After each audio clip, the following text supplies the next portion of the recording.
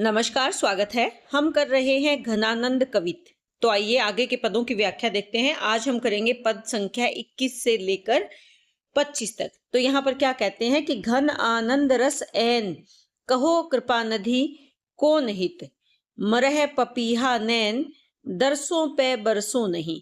यहाँ पर जो नायिका है वो उलाहना देती है। किसको उलाहना देती है? श्री कृष्ण को उलाहना देती है। और उलाहना देकर क्या कहती है कि घन आनंद, घन आनंद से अभिप्राय क्या है? आनंद के घन। यहाँ पर अगर देखें तो श्लेष अलंकार है। रस एन कि आप क्या हो? रस। एन से अभिप्राय यहाँ पर क्या है? एन यानी घर, कि आप तो रस के घर हो या प्रेम के घर हो, कि आपके लिए क्या प्रसिद्ध है कि आप तो प्रेम का घर हो, अर्थात सबसे प्रेम करने वाले हो। कहो कृपा निधि कौन हित, और इसके साथ साथ कृपा निधि यानी कृपा के कोश हो, सब पर दया करने वाले हो, सबके सबसे प्रेम करने वाले हो। कौन हित, किस हित में, कैसा हेत। हित से अभिप्राय यहाँ पर क्या है? हेत या प्रेम, कि ये कैसा प्रेम है, किससे आप प्रेम करते हो या किसके हित का आप सोचते हो, क्योंकि उलाहना दे रही हैं।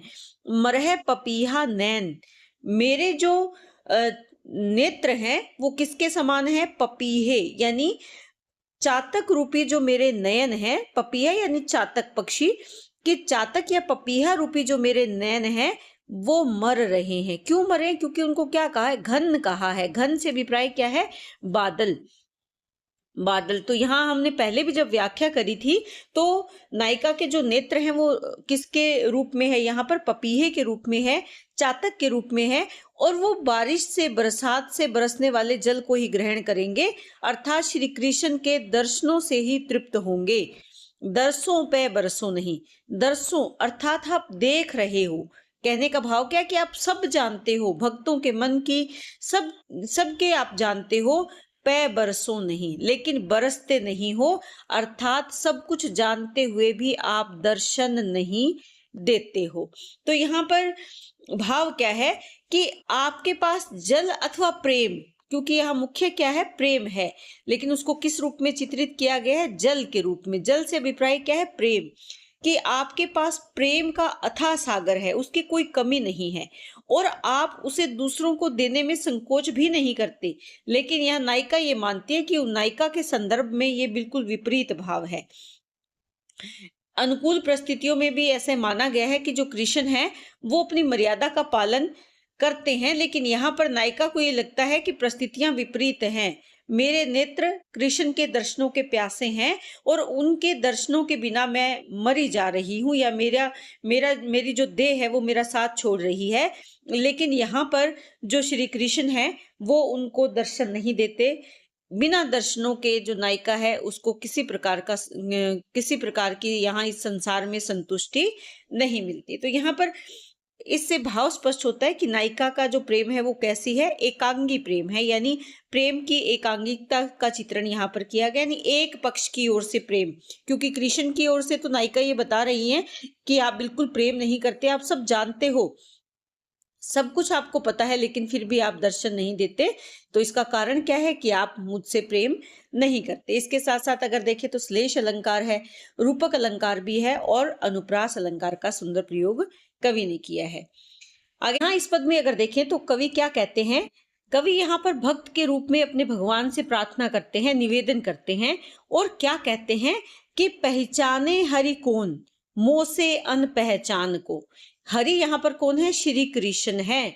कि हे हरि, हे श्री कृष्ण, कि मुझे इस संसार में कोई भी नहीं, मोह से, मुझसे कोई भी मुझे नहीं पहचानता। मुझसे सब क्या है? अनपहचान है, यानी सब अपरिचित है। अर्थात संसार के लोग मेरी वास्तविकता को नहीं समझते। मैं कौन हूँ? आपका भक्त, यानी दास के रूप में अपने प्रभु से वो प्रार्थना कर रहे हैं, अपने मन की बात की अभिव्यक्ति उनके सामने कर रहे हैं, और कहते हैं कि संसार में मुझे कोई भी नहीं पहचानता, सब मुझसे अपरिचित हैं। क्यों प्रकार? उसी प्रकार मधि मौन, कि मैं भी मध्य यानी मध्य में, इस संसार में मौन होकर क्या कर रहा हूं? आपसे प्रार्थना कर रहा हूँ कि केवल एक आप ही हैं। आप यहाँ कौन है? श्री कृष्ण, कि वो अपने भगवान से कह रहे हैं कि केवल आप ही हैं जो मेरी प्रार्थना सुनते हैं, और इसीलिए मैं इस संसार के मध्य में मौन होकर आपसे प्रार्थना कर रहा हूँ। क्यों? क्योंकि कृपा कान मधि नैन जो, कि आपकी जो कृपा है वो मुझे प्राप्त हो। और कैसे आप मुझ पर कृपा करेंगे? क्योंकि आपके जो कान हैं कहाँ है? मधि, बीच में। किन के? नैनों, नैनों के। अर्थात आप देख कर ही अपने नेत्रों के कानों से मेरी प्रार्थना को समझ सकते हैं, सुन सकते हैं। तो यहाँ कहने का भाव क्या है कि आपकी आंखों में ही कान छिपे हुए हैं, और आप इन आंखों से देख कर ही मेरे मन की जो पुकार है वो सुन लेंगे, और उस पुकार के कारण मेरी जो पीड़ा है, वो वेदना है, उसको क्या करेंगे? दूर करने का प्रयास भी करेंगे, दूर करने की कृपा भी करेंगे। तो यहाँ पर कवि के कहने का भाव क्या है कि जो ये संसार है, भौतिक संसार, इसमें कवि को कोई नहीं पहचानता, कोई भी उसकी वास्तविक पीड़ा को नहीं समझता, कोई भी उसकी जो बात है, उसकी जो पुकार है, नहीं सुनता। लेकिन कवि ये मानते हैं कि केवल उसके प्रभु हैं जो उसका दुख दर्द सुनते भी हैं और उसको दूर भी करते हैं। तो यहाँ पर अपने भक्त रूप में वो अपने प्रभु परमात्मा से प्रार्थना करते हैं। किस छंद में है ये? सोरठा छंद में है, लेकिन यहाँ पर विरोधाभास अलंकार का सुंदर प्रयोग यहाँ पर कवि ने किया है, और घनानंद जो कवि हैं उनकी भक्ति भावना यहाँ पर स्पष्ट हुई है। आगे क्या कहते हैं? आशा गुण बांधी के भरोसे सिर धरी छाती। आशा से अभिप्राय क्या है? कि आशा के गुण यानी रस्सी से, आशा रूपी रस्सी से बांध ली है। क्या बांध ली है? अर्थात स्वयं को किससे बांध दिया है? कवि का, या यहाँ पर कहें कि जो नायिका है, कवि यहाँ किसके नायिका के माध्यम से भावों की अभिव्यक्ति कर रहे हैं, ये आप ये ध्यान में रखें। नायिका के माध्यम से भावों की अभिव्यक्ति कर रहे हैं, और किसके प्रति? अपने निष्ठुर प्रिय के प्रति। प्रिय यहाँ पर कौन है? श्री कृष्ण है। तो क्या कहते हैं कि आशा की रस्सी को बांध लिया, यानी आशा रूपी रस्सी से वो बंधे हैं, और इसी के भरोसे सिल धरी छाती, और भरोसे का पत्थर अपनी छाती पर धारण कर लिया है, यानी अपने हृदय को कठोर कर लिया है। पूरे पन सिंधु में न बूढ़त सकाए हो, कि पूरे पन सिंधु से अभिप्राय यहाँ पर क्या है? प्रेम का सागर अगर कहेंगे, यानी प्रेम की प्रतिज्ञा का जो सागर है, उसमें नहीं बूढ़त यानी डूबना, सकाई यानी शंका हो, कि उसमें डूबने से भी मुझे किसी प्रकार का कोई संकोच नहीं है, अर्थात किसी प्रकार का कोई डर नहीं है, कि मैं इस प्रेम के सागर में डूबने से भी नहीं डरती। क्यों? क्योंकि मुझे आशा की डोर से मैं बंधी हूं, और मैंने अपनी छाती पर भरोसे का पत्थर रख लिया है। दुख दव हिय जारी, लेकिन जो ये दुख की दव यानी दावाग्नि या अग्नि या ज्वाला जो है वो क्या कर रही है? हिय को, ये यानी हृदय को जारी जला रही है।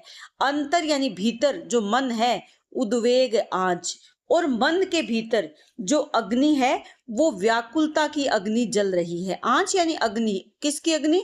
उद्वेग अर्थात व्याकुलता की अग्नि भीतर जल रही है, और उसके कारण रोम रोम त्रासनी निरंतर तचाए हूं, और उस अग्नि के कारण मेरा जो रोम रोम है निरंतर, त्रासनी से अभिप्राय यहाँ पर क्या है? पीड़ा से निरंतर तचाए हो, यानी मैं उसे तपाऊंगी, अर्थात इस प्रेम की अग्नि में मैं स्वयं को जला दूंगी, मेरे रोम रोम को, मेरे अंग अंग को मैं इस अग्नि में जला दूंगी, इस अग्नि में। और इस प्रेम की त्रासनी से अभिप्राय होता है पीड़ा, निरंतर लगातार इस प्रेम की अग्नि में, इस पीड़ा में मैं अपने अंग अंग को, रोम रोम को जलाऊंगी।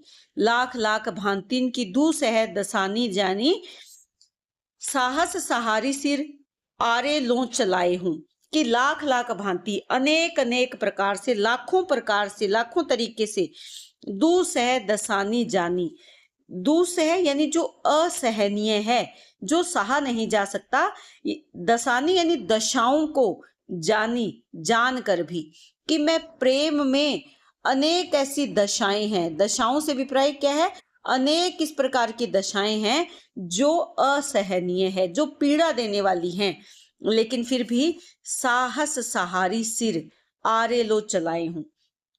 लेकिन वो आगे कहती है कि मैं साहस में संभल कर, सहारी यानी साहस का सहारा लेकर अपने सिर पर आरा भी चला लूंगी, अर्थात इस प्रेम की अग्नि में खुद को जला लूंगी और इसके साथ साथ क्या कर लूंगी, आरा भी अपने सिर पर चला लूंगी, अर्थात प्रेम में किसी भी प्रकार की परीक्षा देने से या पीड़ा सहने से वो पीछे नहीं हटेंगी। ऐसे घन आनंद गही है टेक मन माही, ऐरे निर्दयी तो ही दया उपजाऊं हूं।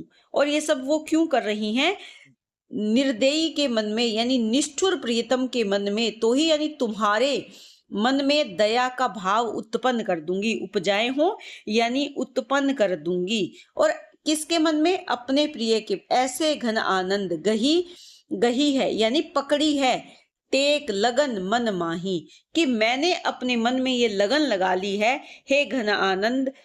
यहाँ पर घन आनंद में जैसे श्री कृष्ण भी हैं और स्वयं घनानंद कवि के लिए भी हम इसे मान सकते हैं कि मैंने ऐसी ऐसी प्रीत लगा ली है तुमसे कि मैंने मेरे मन को इस प्रकार से इस प्रेम में डुबो दिया है कि किसी भी प्रकार का जो कष्ट, अगर इस कष्ट या पीड़ा मुझे सहन करनी पड़ी तो मैं करूंगी, लेकिन मैं तुम्हारे निष्ठुर हृदय में दया को उत्पन्न करके ही रहूंगी।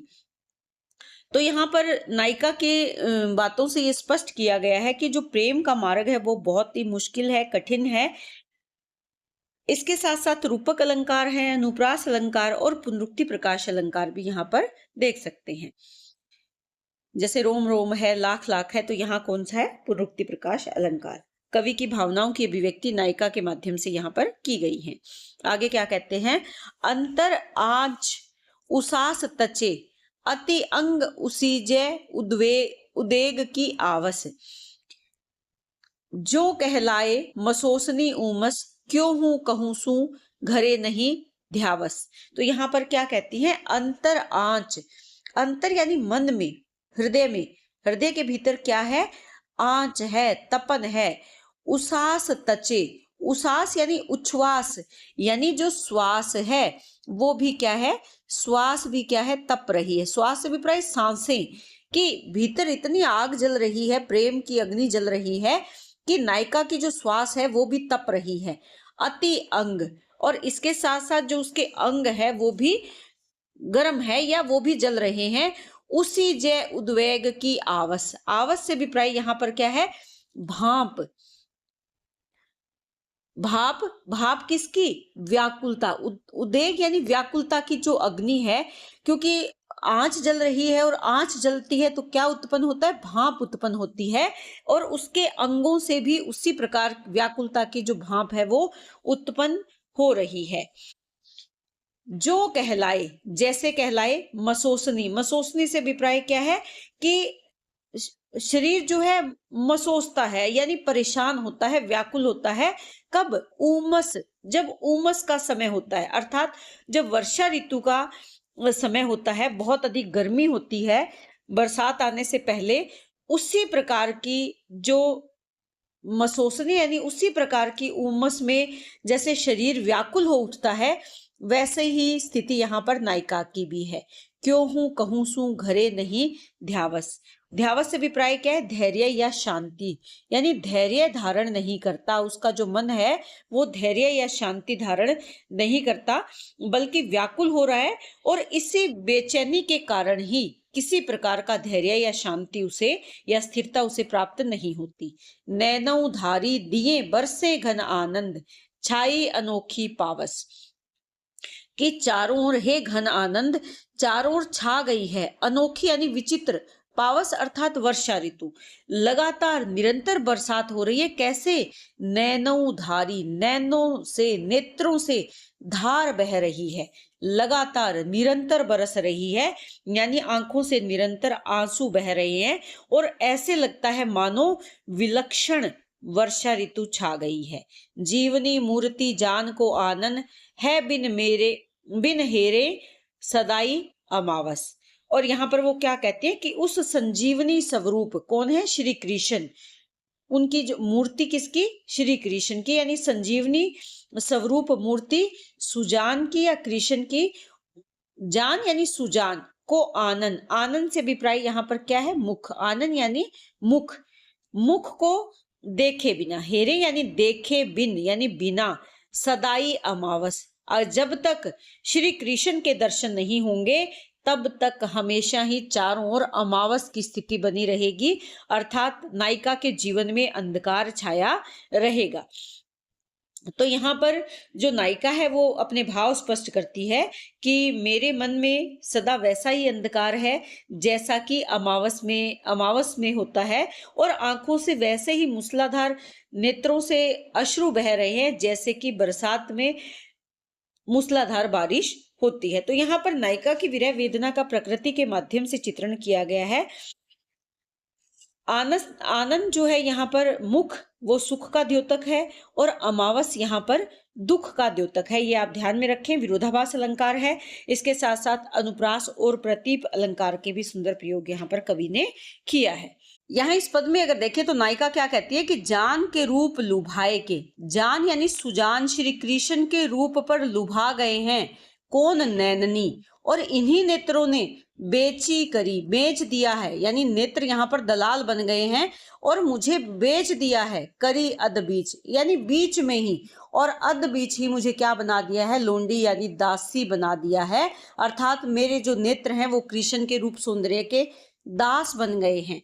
फैली गई घर बाहर बात सुनी के, यानी सुनी के अर्थात अच्छी तरह से मेरे प्रेम की बात फैल गई है, घर भी और बाहर भी, अर्थात प्रत्येक जगह मेरे प्रेम की बात फैल गई है। भई इन काज कनोटी, कनोटी का मतलब क्या है? बदनामी, और इसी कारण, भई अर्थात हो गई है, इसी कारण मेरी बदनामी समाज में हो रही है। क्यों करी था लहे घन आनंद, चाह नदी तट ही अति ओंडी। तो यहाँ पर क्या कहते हैं कि था अर्थात गहराई, कैसे जान ले गहराई को? घन आनंद, घन आनंद श्री कृष्ण के प्रेम की नदी, यानी श्री कृष्ण के प्रेम की जो नदी है, उस प्रेम की नदी के किनारे पर तट ही अति ओंडी यानी गहराई है, तो उस बीच में क्या होगी? गहराई। ओंडी से अभिप्राय क्या है? गहराई। यानी घन आनंद यानी श्री कृष्ण से प्रेम की जो नदी है, चा नदी यानी प्रेम रूपी जो नदी है, उसका तट ही बहुत अधिक गहरा है। तो क्यों करी था लहे, उसके गहराई को कैसे पहचाने? था का मतलब होता है जानना, कि भीतर से उसकी गहराई को कैसे जाने, जबकि उसका तो किनारा ही बहुत गहरा है। हाय दई, हे सखी, न बिसासी सुने कछु, बिसासी यानी विश्वासघाती, कुछ भी नहीं सुनता है। जग बाजती नेह की डोंडी, यानी डोंडी से अभिप्राय क्या है? डुगडुगी बजती है, यानी उसके चारों संसार में चारों ओर उसकी डुगडुगी बजती है, अर्थात चारों ओर उसके प्रेम की चर्चा है, लेकिन वो विश्वासघाती मेरी ओर आकर्षित नहीं होता, या मेरी उसने एक भी नहीं सुनी। मेरी समाज में इतनी बदनामी हो गई, लेकिन फिर भी मेरा प्रिय मेरी बात नहीं सुनता या मेरे प्रेम को नहीं देखता। तो यहाँ पर जो नायिका है, नायिका के द्वारा प्रियतम के अद्भुत सौंदर्य का वर्णन किया गया है, तभी तो नायिका उसको देखते ही उस पर मोहित हो जाती है। इसके साथ साथ अगर देखें तो अनुप्रास अलंकार है, रूपक अलंकार है, श्लेष अलंकार है, और विशेषोक्ति अलंकार का भी प्रयोग यहाँ पर किया गया है। तो उम्मीद करती हूँ कि व्याख्या आपको अच्छे से समझ में आ रही है। इसी तरह चैनल से जुड़े रहें। बहुत बहुत धन्यवाद।